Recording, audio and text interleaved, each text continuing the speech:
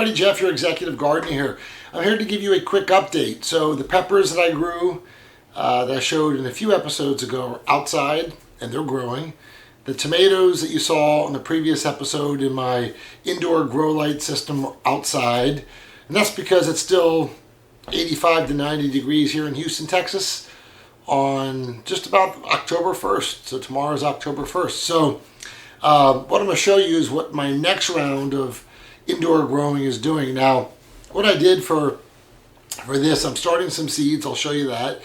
But I also bought some seedlings from my local garden center because I want to experiment with the indoor grow lights that I have and see if I can, because a lot of times when you go to the indoor garden centers, whether it's a Lowe's, Home Depot, or here Houston Garden Center, or Enchanted Gardens we have here in Houston, the plants get pretty beat up, and I think they get beat up between shipment. The seedlings, I should say, get beat up between shipment and people picking them up, putting them down. You got kids going all over the nursery, picking things up, and they get beat up pretty bad. So what I want to see if I can do is take these plants, which by all intent and purposes at all garden centers are never as good as you grow from seed, but I'm wondering if I put them under my indoor lights, if I can get them to look really good before I transplant them outside. So I'll show you my kale, my Swiss chard, and some of my lettuce that I'm growing from seed, and they look pretty good, a lot better than when I picked them up. And it's, again, still 85, 90 degrees. I got to wait another 25 or 30 days till the temperature gets down a little bit more, 55, 60 at night, and probably 70, 75 in the day. Otherwise, as you know, the lettuce and the Swiss chard and the kale will taste very bitter. So let me show you my setup. This will be a quick video, but I'll give you an update on what I'm growing since the peppers and the tomatoes are now outside. Let me get behind the camera.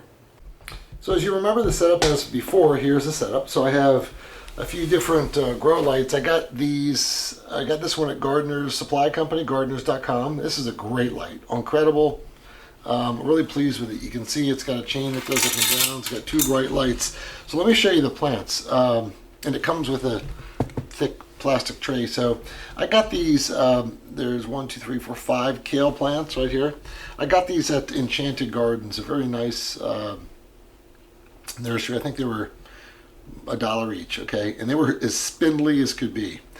So I got them about 7-10 days ago, and I put them under the grow light here, and I put, of course, the light's up really high now, but it's usually about 3 to 4 inches above the plant at any point in time.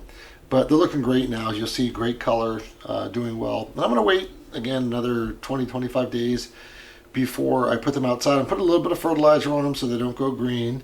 And so that's what I have in that. That's 5 kale. As you know, those will produce plenty of kale for my family. Over here, I got some the colored Swiss chard.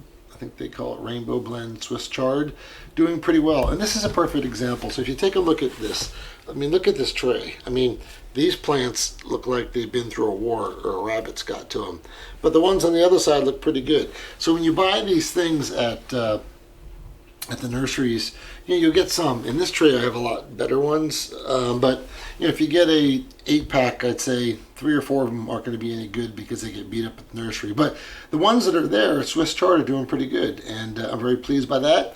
And then, of course, over here I have Romaine Lettuce. So this thing was spindly and small. Again, under these grow lights, it's doing very well, and they'll have a great start before I put them outdoors. So I encourage you, whether you get shop lights or whatever, get a system like this. And when you buy a seedling or seedlings from a store, put them under the lights for a good 2 weeks.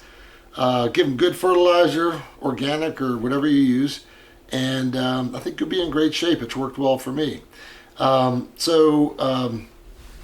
That's that. And then let me show you this other thing. I actually got this other thing from the Gardener Supply store too, and this is a little what they call Grow Light Garden, Sunblaster Garden. So let me see if I can put you under here.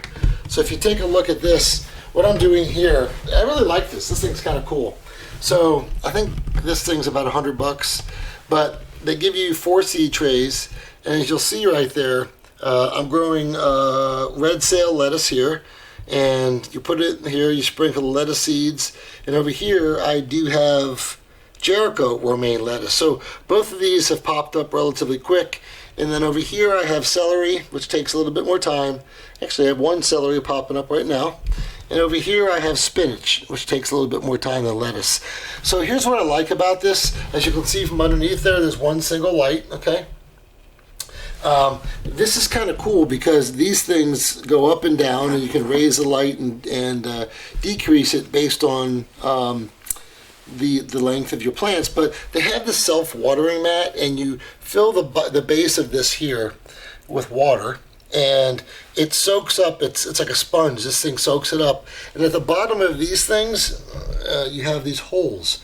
So the water is absorbed from the bottom. So you can, when I travel, I can literally let the thing go for 5-6 days, and it self-waters the plants for me. So I really like this one. This is kind of cool, and this is the kind of thing where you can kind of I'd start like stuff like lettuce, celery, spinach, maybe even kale. Really easy, but you could also kind of grow herbs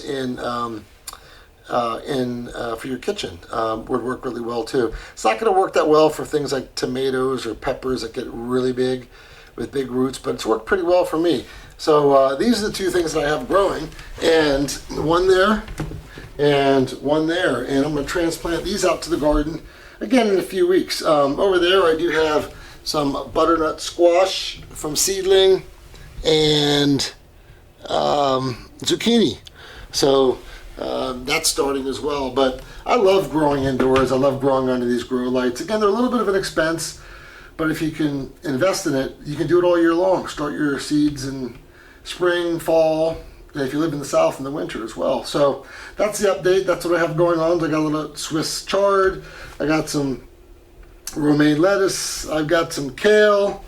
Got some zucchini. I've got some butternut squash. I've got some Jericho romaine. I've got some red sail lettuce. I've got some celery, and I've got some spinach. All winter garden crops. That's the update from the lab here at the Executive Gardener. Again, quick video. I hope everybody is preparing their fall winter garden. Talk to you later. Bye.